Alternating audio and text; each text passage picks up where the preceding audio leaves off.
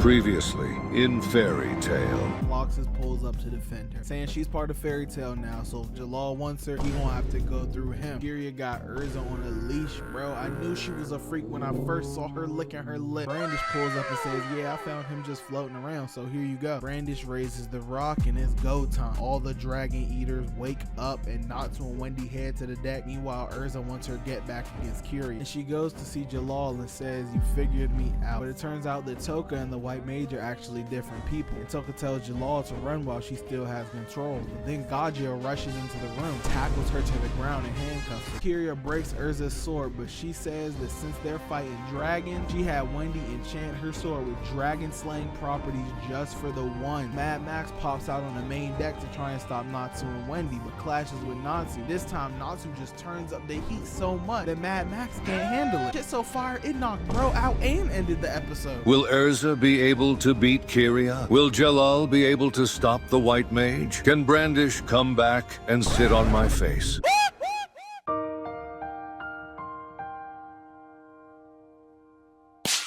So this episode starts and we see that Wendy's clothes were burnt off by Natsu's attack, but thankfully Lucy pulled up and hooked her up with a new fit. I know a lot of y'all losers and gooners and lolicons are like, no, get help or go to prison. I don't care which one. We then see that Erza decks Kyria, then one-shots her with her Fire Empress armor on using an attack called Fire Empress's Soaring Fire Blade. I know that was a mouthful and I know Erza didn't want to say it but had to, man. But Skull saves Kyria just in the nick of time and basically is like, hey, y'all got us, but we ain't even here to fight for real. We after the White Mage since she got the dragon's power. And next time y'all see us, there ain't gonna be no Jujutsu Kaisen jumpings. We gonna slide with the whole guild. Peace, losers. So Natsu and the gang decide to head back to MM's crib, but MM starts tweaking out, choking his girl. Bro turned into Chris Brown. We then start seeing water tornadoes all over the city as it's getting destroyed because MM's true dragon form was unleashed. Then MM's girl, aka Caramel, I'ma just call her Caramel, says she let the White Mage take MM's power so that he one day doesn't lose control of his power, but it turns out she was wrong. All that was taken from MM was the power to control his power. We then cut to see Touka at Fairy Tale, still handcuffs, and she getting questioned by Gajeel and Jalal, basically being asked, what's your purpose for coming to Fairy Tale? And while she did want to meet Natsu, she really wanted to see if Wendy could use her magic to separate her from the White Mage. And just then the White Mage takes over and senses that MM is close to Wendy and decides to make him rampage. Back to the gang though, Caramel is like, bro, can y'all put my Pookie out of his suffering, please? And Natsu is like, I can't, bro, that's Unk right there. Caramel's like, please, I thought you niggas came here to do a job and kill him. Do your job. And Natsu is like, hold up, bitch. First you take that man's magic, then your plan backfires, then you tell us to do your dirty work and clean up your mess? What's wrong with you, you selfish bitch? And Erza's like, yo, chill. And Natsu says, fine, let's step. So Wendy enchants everybody with Dragon Slayer magic, and I'm gonna say something real quick. The emblems the anime gives everyone are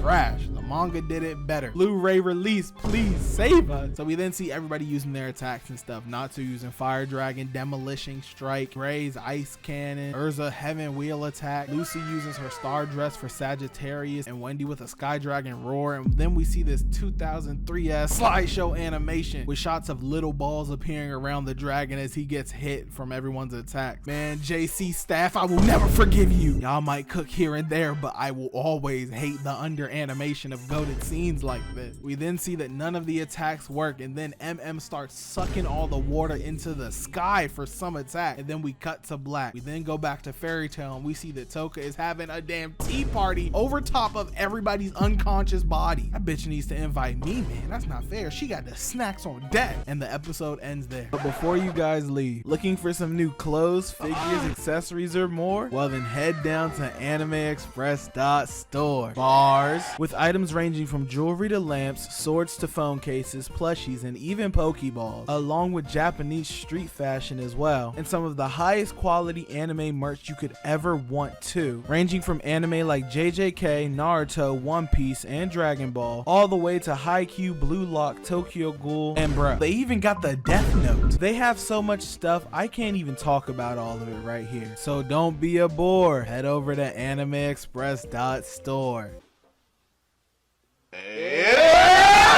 Use code AKI10 or the top link in the description to save 10% off your every order. So you save some money and I get some. We both winning. Again, that's code AKI10 or the top link in the description to save 10% off your every order. I hope you all enjoyed, and if you did, please make sure to like, comment telling me what you might want next. Share this video with your fellow fairy tale fans, man. I'm trying to hit 100K before the end of the year. I know it looks kind of impossible right now, but we could do it. Fairy tale community, stand up. Make sure you subscribe, and until next time, peace, and please make sure to have yourselves a damn good So cool, baby, scandalous. I will show you what I'm talking about. So cool, baby, watch it now.